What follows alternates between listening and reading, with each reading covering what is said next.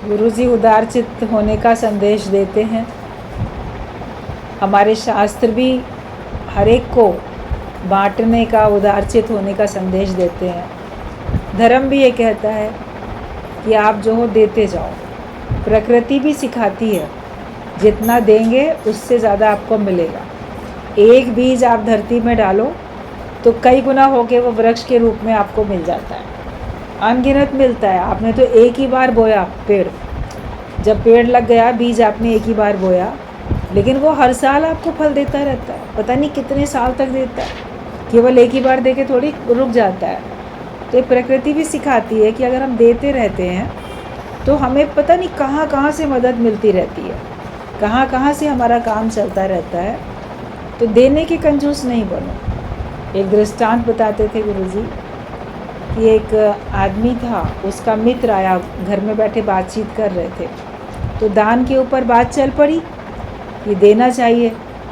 तो जिसके घर में बैठे थे वो मित्र, तो जिसका घर था, वो कहता है कि हाँ ये सही बात है, हम लोग को ज़रूर उदारचित होके देना चाहिए, लेकिन मेरे पास खास कुछ है नहीं।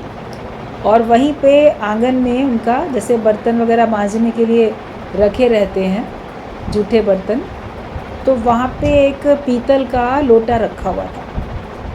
तो उसने कहा, आदमी ने, कि मैं सोचता हूँ ये जो पीतल का लोटा है ना, ये एक कम से कम ये लोटा ही मैं दे दूँ किसी को। अब जैसे उसने कहा कि मैं लोटा दे दूँगा, ये एक, और तो कुछ नहीं, लेकिन ये एक लोटा दे दूँगा, तो जो उसका मित्र था वो कहता है कि ऐसा है, लोटे को ना अपने पैर से ही दान कर दो। मतलब कि जैसे मंजे बर्तन होते हैं ना, जूठे बर्तन आंगन में रखे जाते हैं, फिर मेहरी वहीं पे धो के टोकरे में रख जाती है, बाद में अंदर रखे, दिखते तो रहते हैं। तो उसने कहा ये जो लोटा रखा है इसको तुम पैर से ही दान कर दो। बोला क्या मतलब? बोला संकल्प आया है, तो जैसे हाथ में उठाओगे, तो ज़मीन से उठाओगे, उसको हाथ में लोगे, तब तक इस बीच में भी मन बदल सकता है कि अरे ये जो लोटा मैं उठा रहा हूँ ना, ये तो भारी है, अभी अगर देर नहीं है तो कोई हल्का वाला दे दें। ये क्यों दे दें, इसका तो वज़न ज़्यादा है, लोटा तो लोटा ही है, मैं कोई हल्का वाला लेके दे दूँगा, ये तो अभी मेरे काम में आ रहा है। तो कब मन एक पल में बदल जाए। बोले हाथ में उठाने की ज़रूरत नहीं है, उठा के संकल्प करो कि मैं दे रहा हूँ, उसको पैर से ही ठोकर लगा के कह दो मैंने दे दिया, मतलब कि तुरंत का काम करो। मन है वो कब ना कब कैसा आपको विचार ले आए, और मन हमेशा हमको अच्छा कार्य करने से रोकता है। सत्कर्म के लिए मन बोलेगा बाद में करेंगे, बदकर्म के लिए अभी करेंगे। किसी से लड़ाई झगड़ा करना हो, कुछ और गलत काम करना हो, तुरंत चले जाएंगे, और अच्छे काम के लिए फिर बाद में जाएंगे, बाद में करेंगे, अभी नहीं करेंगे, फिर करेंगे, पहले ये कर लें, पहले वो कर लें। संसार के काम तो ऐसे ही चल रहे हैं हर एक के। तो हमको उदारचित्त बनना है, और उदारचित्ता में भी हमने कुछ सत्संगी प्रेमियों को देखा है, बहुत उदारचित्त हैं, और उनके मन में ऐसे ऐसे भाव होते हैं कि अपने लिए हम चाहें थोड़ी सी इंफीरियर क्वालिटी की चीज़ रख लें, मगर दूसरे को दें तो अच्छा दें, ताकि वो उसको यूज़ करे, लंबे समय तक उसको वो यूज़ करे और खुश होए। वरना संसार में क्या होता है लोगों का, जैसे भी बात चल रही थी कि किसी को देना भी है तो ख़राब वाली चीज़ दे देंगे। अब किसी मेहरी नौकर को देते हो, किसी और गरीब को देते हो, तो आपको लगता है कि वो तो नया नहीं देंगे, पुराना भी दे देंगे, तो वो तो पुरानी चीज़ें दी जाती हैं, मगर उसमें भी जो आपके पास यूज़ की नहीं है, ख़राब है, वो दे देते हैं। तो वो 2 दिन करके उसके बाद उसका वो चीज़ ख़राब हो जाती है, ख़त्म हो जाती है। या कभी ऐसी चीज़ दे दी कि इसको ठीक करा के आप जो हो यूज़ कर लो, तो उसको ठीक कराने में ही बहुत पैसा लग जाता है, और उसके बाद वो आए दिन जल्दी ख़राब भी हो जाती है।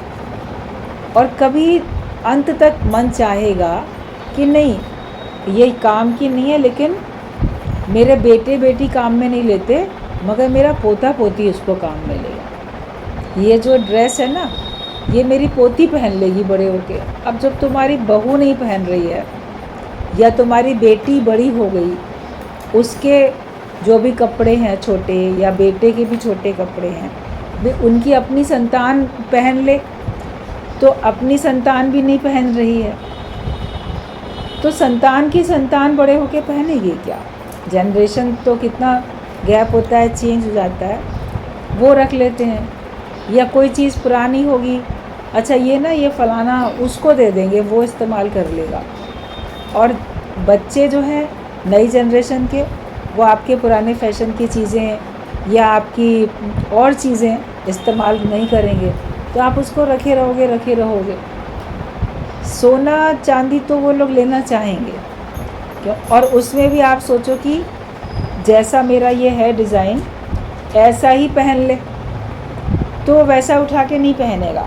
जिसको आप दोगे, अपनी चाहे बहू को दो, इवन चाहे बेटी को दो, तो इमोशनली अगर वो बेटी अपनी माँ से अटैच होगी, तब तो वो एज़ इट इज़ उसको पहनना पसंद करेगी कि नहीं, ये उनकी चीज़ है, निशानी उनकी, इसको चूड़ी है, अंगूठी है, माला, गहना, जो भी कुछ है, कि मैं उसको एज़ इट इज़ ही पहनूँ, उसको चेंज नहीं करूँ। अगर वो इमोशनली अटैच होगी तो।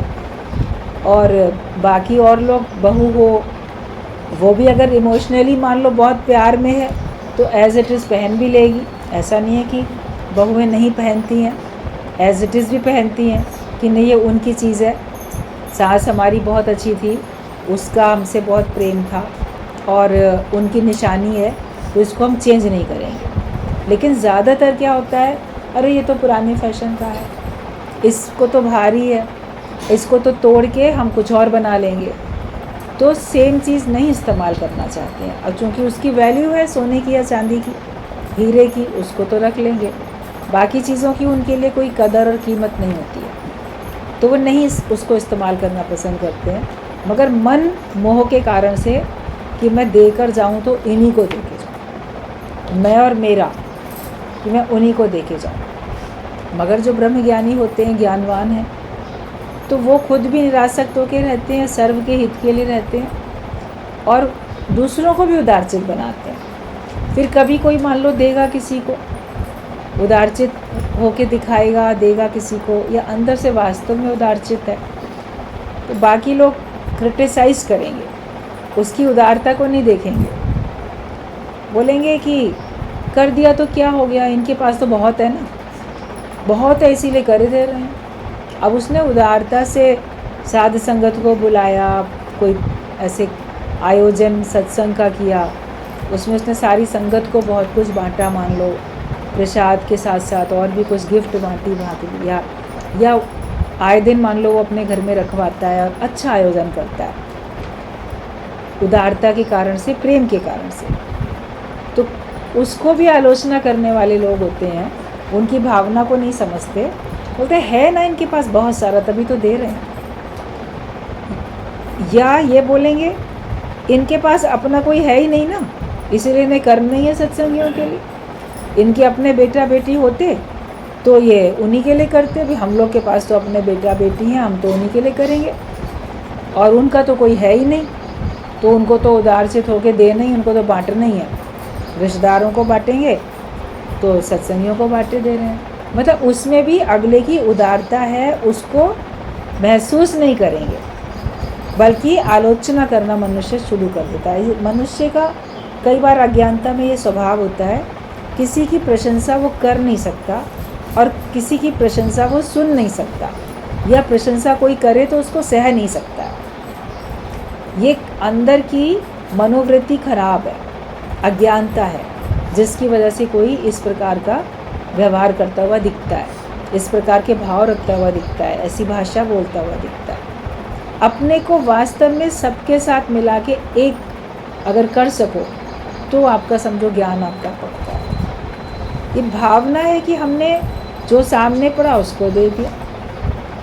गीता भगवान के सामने जो आया सत्संगी प्रेमी, तो किसी ने कह दिया ये साड़ी आपकी बहुत सुंदर लग रही है, और बहुत अच्छी साड़ी ही पहन के सत्संग के लिए जाते थे।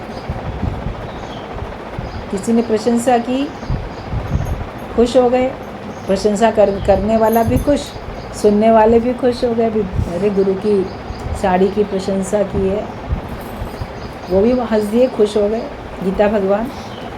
लेकिन घर जाने के बाद वो साड़ी जब चेंज करी, अगले दिन उसको पैक करके अच्छे से, जिसने प्रशंसा की थी उसको गिफ्ट कर दी। वो बोले ये क्या, ये क्यों दे रहे हो? बोले तुम्हें बहुत पसंद थी ना, तुमने कहा था बहुत अच्छी लग रही है, तो इसको तुम पहनो। भाई हमने पहनी तो हम अपने आप को तो नहीं देख सकते, जब आईने में खड़े होंगे तभी देख पाएंगे अपने आप को, वरना अपनी साड़ी अपने को कहाँ कोई देखता, अपने कपड़े निहार निहार के देखता है क्या कोई? सामने वाला देखता है। मतलब बहुत अच्छी है, तुमको पसंद है, तुम पहनो, और तुम पहनोगे तो हम देखेंगे तो हम भी खुश होंगे। तो एक उदारता थी, उदार चित्ता। ऐसे कुछ भी, बहुत कुछ दादा भगवान इतना कार्य करते थे। मैथरान में चले गए, 2-2 महीने के लिए उन्होंने, कोई कोठी बड़ी बड़ी होती थी पहले, उनको किराए पे ले लिया गर्मी में, छुट्टियों में, और सबको बुलाते थे, जो भी आओ, कोई 2 दिन, कोई 4 दिन, सब यहाँ रहो, और पूरा अखंड यज्ञ चलता था इतनी उदारता से। ये थोड़ी था कि उनको कोई चाहिए या किसी से कोई प्रशंसा चाहिए, लेकिन उदार चित्ता का भाव। अब मान लो गीता भगवान के लिए कोई कह दे, उनके पास तो अपना कोई था नहीं, अपना बेटा बेटी नहीं था, तो उन्होंने सबके लिए बांट दिया। लेकिन दादा भगवान का तो बहुत लंबा चौड़ा परिवार था, उनके तो बेटे भी, बेटियां भी, बहुएं भी, दामाद भी, उनके बच्चे भी, सब थे। ऐसा नहीं है कि उनका परिवार नहीं था, और बड़ा लंबा चौड़ा परिवार था। तो उन्होंने कैसे उदारचित होकर सबके लिए किया? तो ये मन है, वो किसी को भी कुछ भी कह सकता है। हमारे अंदर में भाव ऐसा होना चाहिए कि जो मेरे सामने है और वो मुझे अपना समझ रहा है, तो मैं भी तो उसको अपना समझूं, मैं उसको पराया क्यों समझूं? और किसी चीज़ को देने में कोई व्यक्ति खुश हो रहा है तो आप दो, और कोई उसमें क्रिटिसाइज़ करे, कोई मतलब होगा तब मुझको दिया, या इनका चीज़ ख़राब हो रही होगी इसलिए इन्होंने मुझको दे दी, तो और लेके खुश ना हो, तो फिर उसके लिए आपको आगे बहुत कुछ करने की ज़रूरत नहीं है। जहाँ पे आपको लगे आवश्यकता है और आपके प्रेम के को लोग महसूस करते हैं, उनकी आवश्यकता भी और आपका प्रेम भी है, फिर आप अगर देते हो अपनेपन से, तो लेने वाले को भार नहीं लगता। वरना लेने वाले को भार लगेगा, इन्होंने मेरे ऊपर एहसान किया, मेरे पास नहीं था इसीलिए इन्होंने मुझको दिया, तो हीन भावना आएगी उसके अंदर में। तो इस भावना से देना भी नहीं चाहिए कि आप दूसरे को हीन भावना में ले आओ, मैं बड़ा अमीर हूँ, तुम गरीब हो, या मैंने तुम्हारी मदद की देखो समय पे। ये एहसास ना किसी को दिलाया जाए कि मैं तुम्हारी मदद करता हूँ, तुम्हारी मदद कोई नहीं करता लेकिन मैं करता हूँ तुम्हारी मदद। हमेशा ये भाव रहे कि भगवान ने मुझे चुना है अच्छे कार्य के लिए, सबके मदद करने के लिए भगवान ने मुझे चुना है और मुझे इस योग्य बनाया है कि मैं हर एक की मदद कर पाता हूँ। भगवान के शुक्राने मानो, तुम्हारा तन स्वस्थ है, ठीक है, निरोगी है, तो सबकी सेवा तन से कर सकते हो। मन में अगर अच्छी भावनाएं हैं, ज्ञान है, तो मन से हर एक को दुआएं दे सकते हो, हर एक को आशीर्वाद, हर एक को भला, हर एक के लिए सोच सकते हो। और धन अगर आपके पास है और भगवान की मर्ज़ी है, मन आपका इतना अच्छा बना हुआ है, प्रेरणा भगवान देते हैं, तो फिर आप उसको खर्च भी कर सकते हो। नहीं होता तो कहाँ से कर ले? किसी का मन होता रहता है मैं बहुत करूँ किसी के लिए, मगर लाचार मजबूर है, हमारे पास है ही नहीं पैसे। तो पैसे से ही मदद नहीं होती है, अगर है तो उससे भी होती है, और जो कुछ आपके पास है उससे आपकी मदद होती है। ज्ञान का धन तो गुरु ने भरपूर सबको दे दिया, वो हर एक के लिए ज्ञान का धन तो खुले हाथों से लुटाओ। और बाकी भी जो आपके पास अधिक है, पदार्थ अधिक हैं, धन अधिक है, तो आप उसको लुटाओ, उससे आपका मन भी खुश होगा, जिसके लिए आप करते हो उसका मन भी खुश होगा। मगर साथ साथ आप ज्ञान भी सबको देते चलोगे तो फिर ये उनकी सच्ची मदद हो जाएगी। और ये ठीक बात है कि जो हमारे आवश्यकता से अधिक है, वो आप जिसको ज़रूरत है उसको बिल्कुल खुले दिल से बांटो।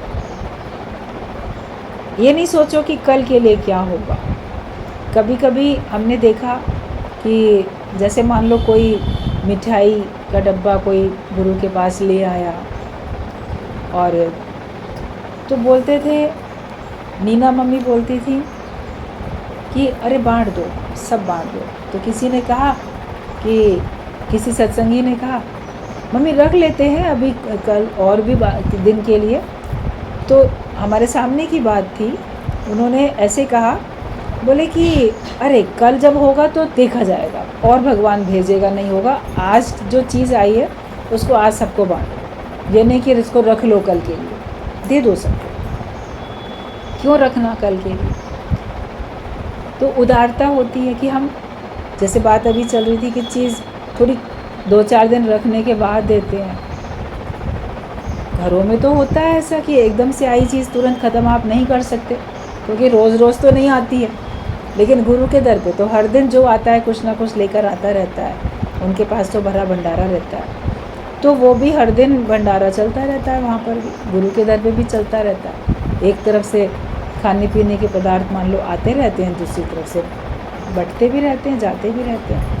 लेकिन वहीं पे अगर लोभ लालच कोई कर ले, नहीं नहीं ये अच्छी चीज़ है ना, इसको मैं ही खाऊंगा, या इसको तो मैं ही इस्तेमाल करूँगा, तो अपना स्वार्थ हमारा है, या ये नया रख लें पुराना दे दें, ये रोटेशन भी चलती है। इसलिए भी चलती है कि वरना वो रखी रह जाएगी, चीज़ ख़राब होती चली जाएगी। तो बहुत कारण होते हैं कि किस कारण से आप कौन सी चीज़ किसको देते हो, मगर भाव हमेशा अपने अच्छे होने चाहिए। जैसे कल भी बात माँ के ऊपर चल रही थी, तो ये देखो माँ का मन जो होता है, उसका मन ये होता है कि अच्छी चीज़ मैं अपने बच्चे को दे दूँ, और जो थोड़ी ख़राब है वो मैं खा लूँ, जिसमें स्वाद नहीं है या जिसमें कोई कच्चा है, कोई जल गया रोटी, कुछ ऐसा है, तो वो मैं ले लूँ, लेकिन अपने बच्चे को मैं अच्छा दूँ। अच्छा वाला फ्रूट जो होगा वो अपने बच्चे के हाथ में दे देगी, तो थोड़ा सा ख़राब कहीं से हो रहा होगा, उसको आधा काट के फेंक के, एप्पल है या केला है कुछ और है, वो अपना खुद खा लेती है माँ। तो ऐसा ममता वाला हमारा स्वभाव हो जाए कि हम तो अपने लिए कुछ भी कर लेंगे, थोड़ा कुछ ख़राब भी है उसको हम ठीक करके कर सकते हैं, लेकिन दूसरे को अगर हम दें, जैसे माँ अपने बच्चे को बेस्ट चीज़ देना चाहती है, अच्छी चीज़ जो उसके लिए फ़ायदेमंद हो, तो ऐसे माँ वाला स्वभाव हर एक के लिए हो कि मैं सबके लिए जो करूँ तो इस तरह से हर एक की मैं मदद करूँ कि जिससे उसके लिए सबसे अच्छा हो, उसके लिए हितकारी हो, लाभकारी हो। फिर ऐसा भाव अगर होता है तो आप देखो आपके अंदर में बड़ा संतोष रहेगा, आपके मन में बड़ी खुशी रहेगी। वरना संकीर्णता आती जाती है, विचार हमारे ऐसे होते चले जाते हैं, तो फिर हम एक दायरे में बंधते चले जाते हैं। हमको विशालता में आना है, केवल यही मेरा नहीं है, लेकिन जो है वो सब मेरा है, सब तरफ जो दिखता है सब मेरा। एक दृष्टांत था कि एक राजा ने ऐलान किया एक दिन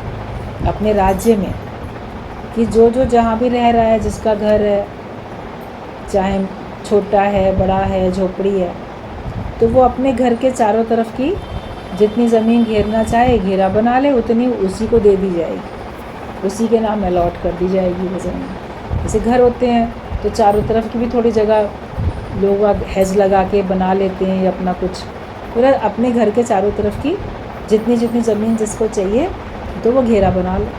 तो लोगों ने जल्दी जल्दी अपने घर के चारों तरफ घेरे बनाने शुरू करे, दूर दूर थोड़े थोड़े डिस्टेंस पे घर बने होते हैं, तो ये दूसरा बड़ा घेरा ना बना ले मैं बना लूँ, सब ने अपने अपने घरों के चारों तरफ घेरा बना रहे थे। तो एक संत बैठे थे पेड़ के नीचे, तो किसी ने कहा महाराज आप भी तो घेरा बना लो, ज़मीन मिल जाएगी आपको भी। तो संत तो हंस दिए, बोले तुम सब जो घेरा बना रहे हो ना, वो ही सब मेरे तो हैं वो घेरे, तुम बना रहे हो मेरे तो वही है। और मैं अगर एक घेरा बनाऊंगा जिस पेड़ के नीचे बैठा हूँ, या छोटी सी कोई छाया कुटिया अगर मान लो बनाता है कोई, तो उतने चारों तरफ अगर मैं भी घेर लूँगा तो मेरा केवल इतना सा रह जाएगा कि ये मेरा है। लेकिन जब मैंने इस मेरे के घेरे को नहीं बनाया, तो तुम सबके बने हुए घेरे भी तो मेरे ही हैं ना, तो मुझे घेरा बनाने की कोई ज़रूरत नहीं है। तो सिद्धांत ये है कि जो ब्रह्मज्ञानी होते हैं, संत होते हैं, वो मैं और मेरे के घेरे में नहीं पड़ते, और जगत वाले मैं मेरे के घेरे में पड़ जाते हैं। ये इतना मेरा, उतना तेरा, ये हिस्सा मेरा, वो हिस्सा तेरा। लेकिन जो अपना कुछ नहीं रखता, उसके लिए सारा संसार है, वो सब उसके बन जाते हैं। जो किन्हीं दो चार को अपना नहीं बनाता, तो वो सबके बन जाते हैं। भगवान सबके होते हैं। आप नहीं कह सकते कि भगवान किसी एक का है। जो उनकी पूजा भक्ति करता है, भगवान उनका भी है, और जो पूजा भक्ति नहीं करते हैं, भगवान उनका भी है। परमात्मा तो हर एक का है। तो संत भी उन्हीं का रूप होते हैं, वो भी सबके होते हैं। तो कोई ये नहीं कह सकता ये उसके हैं। लोग बोलेंगे, लेकिन जब नज़दीक जाएंगे, महसूस करेंगे, तो वो जानेंगे कि ये तो अंदर से सबके हैं।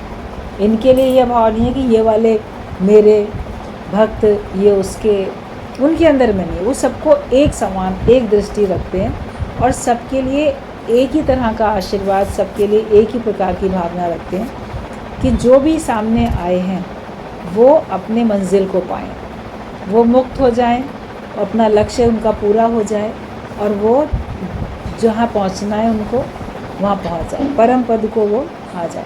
लेकिन जिनके अंदर में संकीर्णता होती है, ये मेरा है, मेरे पास ही रहे, दूसरे के पास ना जाए, ऐसा ना करे, वैसा ना करे, तो ये इस प्रकार के घेरे में अपने को डाल लेते हैं। बस उतने मेरे हैं, और मेरे वाले किसी और की तरफ देखें भी नहीं, जाएं भी नहीं। तो संकीर्णता में खुद ही आ गए। मैं मेरे का तो घेरा वहीं बना लिया उन्होंने, तो उसी घेरे में फंस के रह जाएंगे।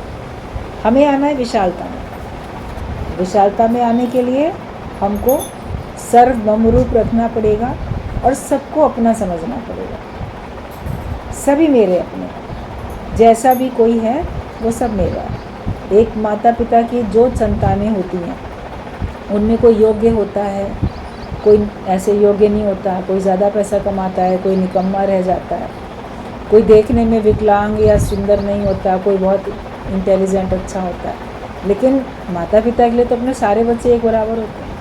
वे थोड़ी बोलेंगे कि ये ज़्यादा पढ़ा लिखा है तो ये मेरा है, कम पढ़ा लिखा तो नहीं, या ये सुंदर है तो मेरा है, थोड़ा कुरूप है तो मेरा नहीं है, पैसे वाला है तो मेरा है, वो पैसे वाला नहीं है तो मेरा। वो सबके लिए बराबर भाव रखते हैं। तो हमको भी अपनी दृष्टि में सबके लिए बराबर भाव रखना है। तो जब हम सबके लिए एक सा भाव रखेंगे, तो सब लोग भी हमारे लिए एक सा भाव रखेंगे। और ये भी बात है कि जो माँ होती है, तो उसकी अगर मान लो डांट है, तो उस समय बुरी लग जाती है, मगर बाद में हमारे लिए भले के लिए होती है। तो गुरु का हृदय भी ऐसे ही होता है कि वो अगर हमको कभी किसी बात पे डांटता भी है, तो उसके लिए बाद में आप देखोगे कि आपके लिए भलाई छिपी हुई थी। आपका अंदर का जो अहम था वो ख़त्म हुआ, और आपकी जो कमी थी वो फिर दूर हो गई है। वो हमारे संवारने के लिए होता है, हमको अच्छा ऊंचा उठाने के लिए होता है। ये नहीं कि ये तो ज्ञानी हैं, इनको तो हमेशा मीठा ही बोलना चाहिए, या इनको तो बड़े आदर मान सम्मान सबको देना चाहिए। वो कैसे भाव अगर रख लेता है। गुरुजी बोलते थे कि माँ जो होती है तुम्हारी, वो तुमको कहेगी, डांटेगी, लेकिन किसी और से कहलवाएगी नहीं। मतलब कि ऐसा तुम्हारा जीवन नहीं बनने देगी तो दूसरे आके तुम्हारी शिकायत करे। कोई दूसरा आके शिकायत करेगा तो उसको पसंद नहीं आएगा, खुद उसी बात के लिए टोक के उसको सुधारने के लिए चाहे डपटती भी रहे, तो उसकी डांट या मार जो है वो उसमें ही बच्चे की संवार होती है। तो भगवान हमारे साथ जैसा भी परिस्थिति लाके हमको संवार रहे, वो हमको अच्छी लगे। रत्ती भर अस्वच्छ बुद्धि की सहायता से शास्त्र चर्चा, तर्क विचार और युक्तियों के ज़रिए भगवान को समझ ही कौन सकेगा। उल्टे इनके द्वारा समझने की चेष्टा करने पर सब गोलमाल होकर ऐसी एक अव्यवस्थितता आ जाएगी कि अपने खुद के अस्तित्व में भी संदेह होने लगेगा। अगर आपके अंदर में बुद्धि स्वच्छ नहीं है, शुद्ध बुद्धि नहीं है, थोड़ा रत्ती भर भी उसमें अज्ञान है, थोड़ी भी उसमें अस्वच्छता है, अशुद्धि है, आपकी बुद्धि में प्योरिटी नहीं है, शुद्धता नहीं है, पवित्रता नहीं है, थोड़ी खराबी है मान लो, और उसका बुद्धि में आप रहने देते हो वो खराबी, और फिर चाहे आप सत्संग सुनो, शास्त्र पढ़ो, शास्त्रों के बारे में आपस में चर्चा करो, तो उसका रिज़ल्ट तो अच्छा नहीं निकलेगा, क्योंकि आपकी बुद्धि ही अस्वच्छ है। तो वो ज्यों का त्यों समझ ही नहीं पाती है, ज्यों का त्यों समझा भी नहीं पाती है, कहीं ना कहीं आपका अज्ञान उसमें शामिल रहता है। तो दूसरे का भी भला नहीं होता और आपका भी भला नहीं होता। तो उनके द्वारा भगवान को ज्यों का त्यों समझ नहीं सकते हो। अगर आपके बुद्धि आपकी सही नहीं है तो हमको बुद्धि को पहले ठीक करने के लिए उपाय करने चाहिए। सत्संग में आके बैठेंगे, बुद्धि हमारी सही होगी, सूक्ष्म बनेगी, शुद्ध बनेगी, विवेक हमारा खुलेगा और हम जान सकेंगे, हमारी सात्विक ही बुद्धि बनेगी कि हम सत्य को ज्यों का त्यों जान सकेंगे, वरना ज्यों का त्यों नहीं जान पाते हैं। हम सही को गलत, गलत को सही भी समझ लेंगे मान लो, बुद्धि अगर ठीक नहीं है, या बहस करेंगे, प्रमाण मांगेंगे, तो आपको परमात्मा की प्राप्ति उससे फिर नहीं होती है। बल्कि उससे अगर मान लो आपकी ऐसी उलझी हुई बुद्धि है, संशयात्मक बुद्धि है, तो उससे बल्कि आप बहस करोगे लोगों से तो आपको अपने ऊपर ही संदेह होने लग जाएगा। एक बार एक जगह पे शास्त्रार्थ होना था, या जैसे डिबेट होती है, एक किसी बात के पक्ष में बोलेंगे, दूसरे पक्ष उसका विपरीत बोलेगा, वो अपनी बात को सही सिद्ध करेगा और पहला अपनी बात को सही सिद्ध करेगा। तो टॉपिक रखा गया था कि भगवान है कि नहीं है, ये टॉपिक रखा गया कि भगवान है कि नहीं है। तो जो आस्तिक व्यक्ति होते हैं वो तो कहते हैं ना भगवान है, और जो नास्तिक होता है वो कहता है भगवान नहीं है। तो दोनों अपनी अपनी तैयारियों से आए थे अपने अपने बात रखने के लिए। एक आस्तिक व्यक्ति था, उसने अपने सारे तर्क दिए, बहुत अच्छा उसने बोला कि ये सब बातें प्रमाणित करती हैं कि भगवान होते हैं, ये सारी बातें प्रमाणित करती हैं कि भगवान होते हैं। उसके बाद नास्तिक जो व्यक्ति था वो आया, उसने अपनी बहुत सारी बातें बताई, तर्क दिए कि भगवान नहीं होता है, उसने अपने बातों को तर्क दिया। अब तर्क तो उसने भी बहुत दिया, अब बहुत अच्छा उसने भी ऐसे बातें करके बताया, उसकी बातों से भी लोग प्रभावित हो रहे थे। लेकिन जो जीता, जिसने कहा था भगवान होते हैं, आस्तिक व्यक्ति को ही जीता हुआ घोषित किया गया, क्योंकि वास्तविकता भी वही थी।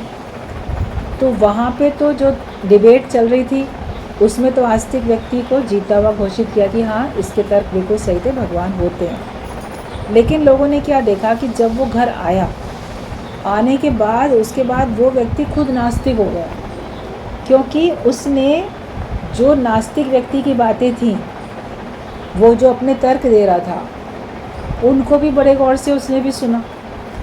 और आस्तिक व्यक्ति की अपनी बुद्धि जो थी वो संशयात्मक वाली बुद्धि थी, जो कहा ना कि थोड़ा भी अगर उसमें संदेह होता है तो फिर उससे और गोलमाल हो जाता है, और उससे बल्कि अपने भी अस्तित्व पे संदेह होने लगता है। तो उसकी बुद्धि बिल्कुल निश्चयात्मक नहीं थी, उसकी संशयात्मक बुद्धि थी थोड़ी।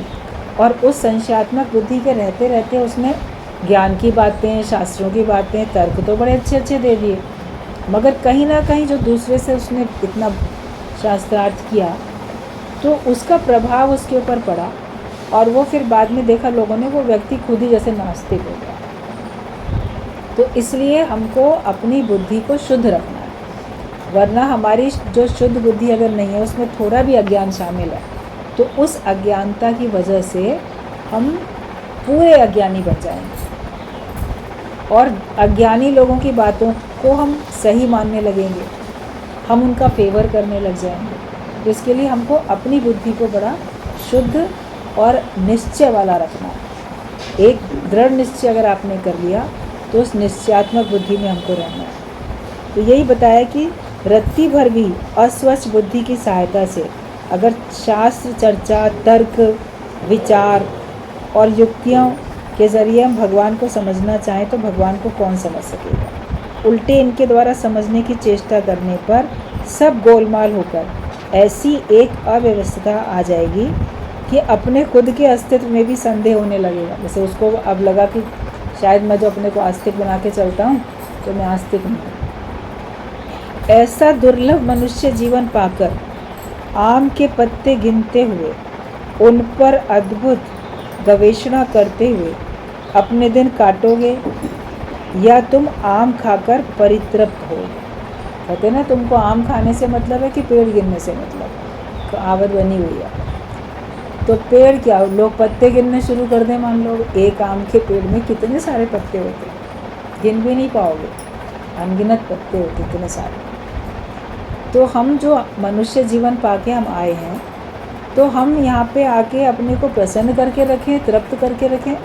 हमारा मतलब आम खाने से है, हमारा मतलब परमात्मा को पाने से है, अपने आप को प्रसन्न रखने से है, ना कि हम पत्ते गिनते रहें, पेड़ गिनते रहें। तो हम अपना समय माया में, माया की बातों में व्यर्थ गंवाते। जैसे पत्ते गिनना या पेड़ गिनना व्यर्थ है, तो माया के बारे में चिंतन करना व्यर्थ है। उससे हमको कुछ पेट तो भरेगा नहीं। आम खाने से आपको भरपूरता आएगी, भूख मिटेगी, तृप्ति आएगी, या पेड़ गिनने से या पत्ते गिनने से आएगी? वो तो व्यर्थ ही चला जाएगा ना, आपका समय भी और आपकी गिनती गणना भी व्यर्थ जाएगी। मान लो आपने गिन भी लिए तो उससे हासिल क्या हुआ? हासिल आपको तो कुछ नहीं हुआ ना। तो मुझे क्या हासिल हो रहा है ये तो मैं देखूं। मैं अपनी जो उन्नति है उस पे मुझे ध्यान देना है, दूसरी बातों में हमको पढ़ना नहीं है। कि ऐसा दुर्लभ मनुष्य जीवन है, उसको पाके भी हम क्या करते हैं, अपना समय पेड़ और पत्ते गिनने में बेकार कर देते हैं। आम खा के हम तृप्त नहीं होते। जो ये सब करें उन्हें करने दो, तुम्हें उससे क्या करना है? तुम तो पेट भर के आम खाओ। कई लोग हैं जो पेड़ गिनते रहते हैं, पत्ते गिनते रहते हैं और बातों में उलझे रहते हैं। वो ऐसा करते हो, नहीं करने दो। तुम तो अपना जीवन आनंद में बिताओ ना। मनुष्य जीवन इतना दुर्लभ मिला है और जन्म तेरा बातों ही बीत गए। बातों बातों में ही जन्म हमारा बीत जाता है। इसकी बातें, उसकी बातें, व्यर्थ की बातें, पास्ट की बातें, फ्यूचर की बातें। अपने को तृप्त करके जियो। संसार में कोई एक तृप्त व्यक्ति अगर आप ढूंढने जाओ तो आपको नहीं मिलेगा, लेकिन ज्ञानवान मिलेगा, जो वास्तव में जिसकी बुद्धि निश्चयात्मक होगी, जिसने ज्ञान को सही तरह से समझा होगा, वो आपको तृप्त मिलेगा। उसको ये नहीं कि लालसाएँ हैं कि ये चाहिए कि वो चाहिए, वो अपने आप में बड़ा भरपूर है, तृप्त। उसको मिलता भी रहता है, मिलता रहता है, उसका सदुपयोग भी करता रहता है। तो तुम तो अपना आम खा के पेट भरो, तुम दूसरी बातों में अपना समय नहीं बर्बाद करो। अवश्य ही ज्ञान, चर्चा, विचार, तर्क आदि से बुद्धि परिमार्जित होती है।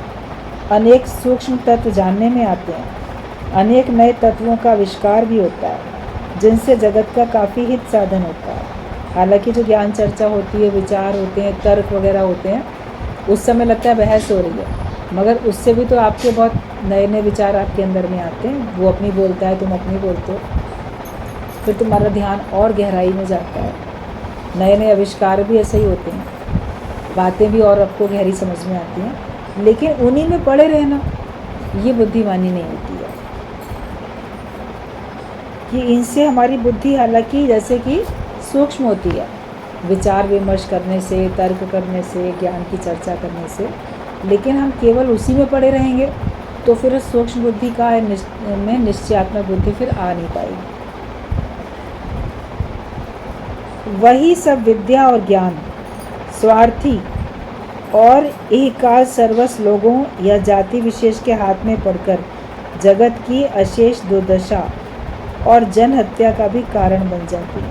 जो ज़्यादा बहस में पड़े रहते हैं, तर्क वितर्क करते रहते हैं, तो उससे क्या होता है, कई बार आपके अंदर में स्वार्थ बढ़ जाता है, अहंकार बढ़ जाता है। मैंने इतनी देर बहस की, तर्क किया, तो मेरा पॉइंट रखा जाए, मैं जीता हुआ माना जाऊँ, और कभी उससे लोगों का आप नुकसान भी कर बैठते हो। मनुष्य हिंसक पशु रूप हो जाता है और संसार साक्षात नरक कुंड बन जाता है। अगर आप ज़्यादा बहस करोगे, विचार तर्क ये सब करोगे, या मन में भी बहुत विचार अकेले भी करोगे, आपके अंदर में अभी सूक्ष्म बुद्धि नहीं है, संशयात्मक बुद्धि है, निश्चय वाली बुद्धि नहीं है, तो उससे लोगों का, दूसरों का भी, समाज का भी और आपका अपना भी अहित होता है। तो हमें हर समय अपने दिमाग को इतना चलाने की ज़रूरत नहीं है। थोड़ी देर आपने कुछ सीखने के लिए या संशय अपना है उसको दूर करने के लिए, शंका का समाधान करने के लिए आपने भले बातचीत की, बहस भी की, मगर उसके बाद किसी रिज़ल्ट, निष्कर्ष पे भी तो पहुँचो। उस पे नहीं पहुँचोगे तो अल्टीमेटली आपका अपना नुकसान होता है, और उससे फिर आगे चल के मनुष्य जो है एक हिंसक पशु रूप में हो जाता है।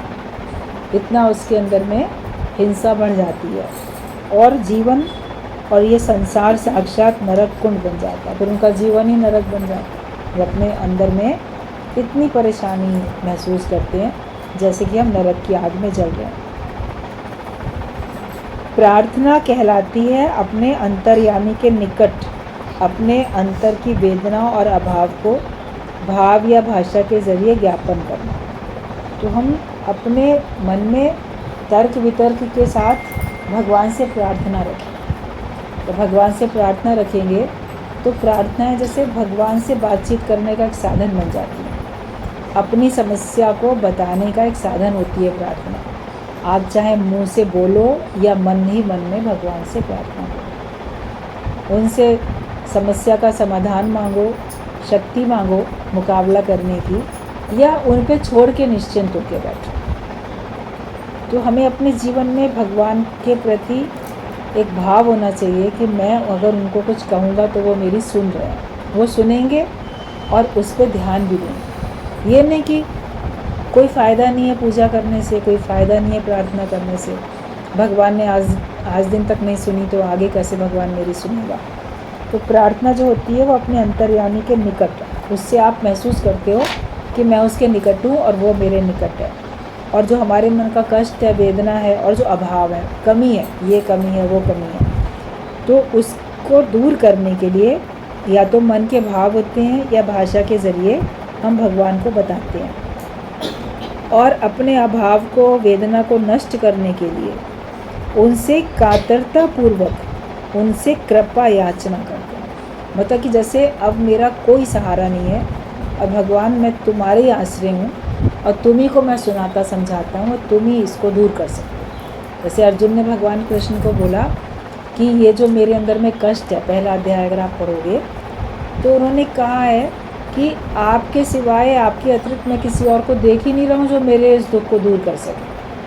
आप ही हैं जो इसको दूर कर सकते हैं और कोई नहीं कर सकता।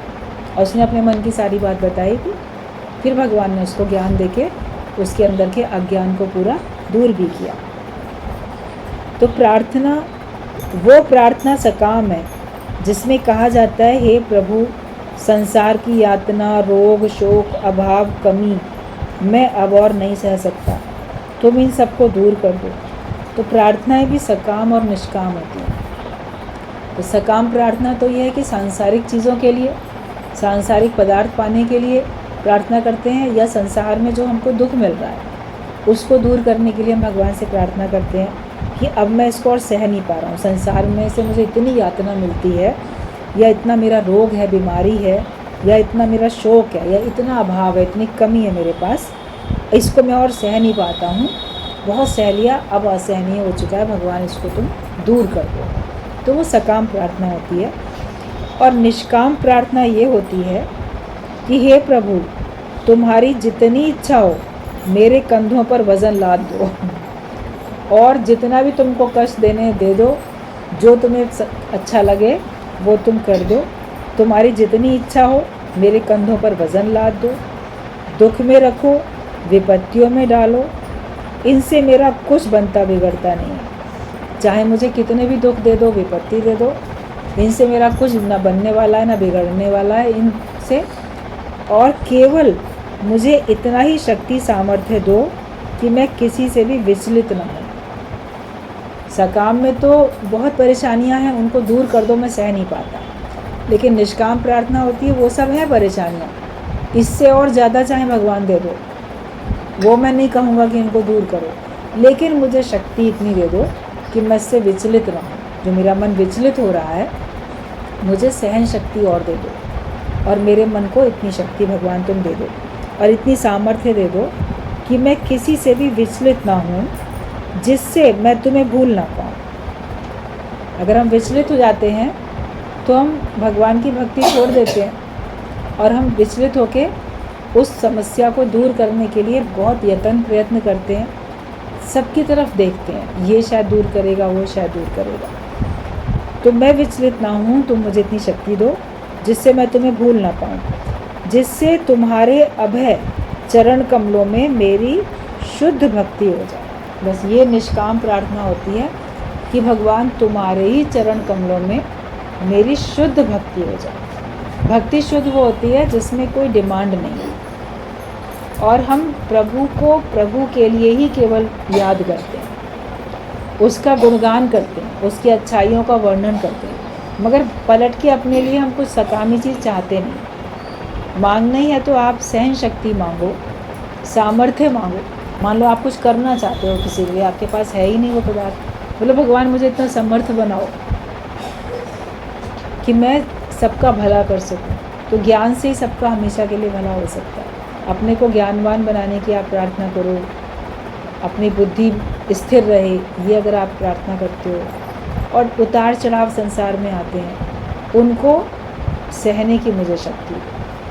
तो अगर ऐसी प्रार्थना आपके अंदर में है तो ये निष्काम प्रार्थना है, और उससे तुम्हारी जो बुद्धि होती है वो शुद्ध होती है, और तुम्हारी भक्ति भी शुद्ध हो जाती है। तो अपनी बुद्धि को भी शुद्ध रखने के लिए प्रयत्न करो, इतना ज्ञान पक्का करो, और अपनी भक्ति को भी शुद्धता में ले आओ। अपनी प्रार्थना में भी सकाम भाव हटा के और निष्काम भाव रख लो। निष्काम कर्म और सकाम कर्म तो जान लिए करते हो, लेकिन निष्काम भावना होनी चाहिए, और प्रार्थना भी हो तो निष्काम प्रार्थना। सकाम किसी भी प्रकार से अगर आपके जीवन में है तो वो आपको जन्म मरण के चक्कर में लेके आएगा। और सत्संग में आने का हमारा उद्देश्य है जन्म मरण के चक्कर से छुटकारा पाना, और हमेशा के लिए परमात्मा से मिलके एक हो जाना।